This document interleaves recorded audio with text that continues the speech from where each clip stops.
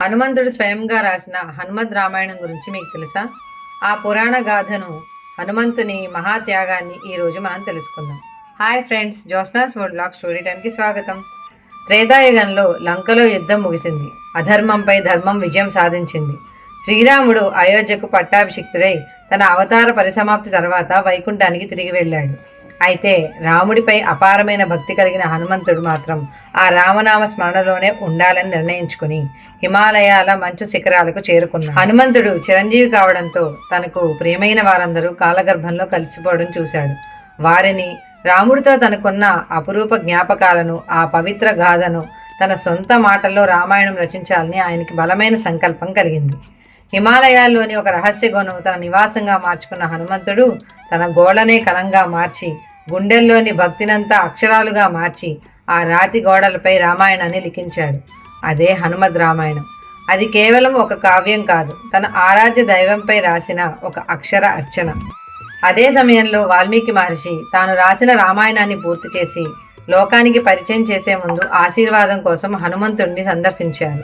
గుహలోకి అడుగుపెట్టిన వాల్మీకి అక్కడ శిలలపై చెక్కిన కావ్యాన్ని చూసి స్తంభించిపోయారు. ఆ అక్షరాల్లోని శక్తిని చూసి ఆయన కళ్ళల్లో నీళ్లు తిరిగాయి. హనుమంతుని అద్భుత శైలిని చూసి తన రామాయణం కనుమరుగైపోతుందేమోనన్న చిన్న ఆందోళన వాల్మీకి మహర్షిని కలిచివేసింది. వాల్మీకి ముఖంలో బాధను గమనించిన హనుమంతుడు కారణం అడిగాడు. వాల్మీకి తన మనసులోని మాటను బయటపెట్టాడు.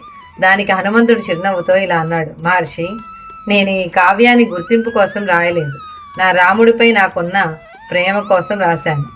వాల్మీకి చూస్తుండగానే తన కావ్యాన్ని సముద్రార్పణం చేశాడు హనుమంతుడు. ఆ మహాత్యాగాన్ని చూసిన వాల్మీకి మహర్షి నిర్ఘాంతపోయారు.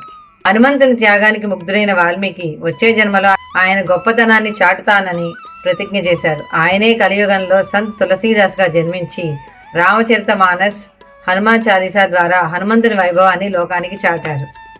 ఈ అద్భుత గాథ మనకు స్కాంద పురాణంలో కనిపిస్తుంది.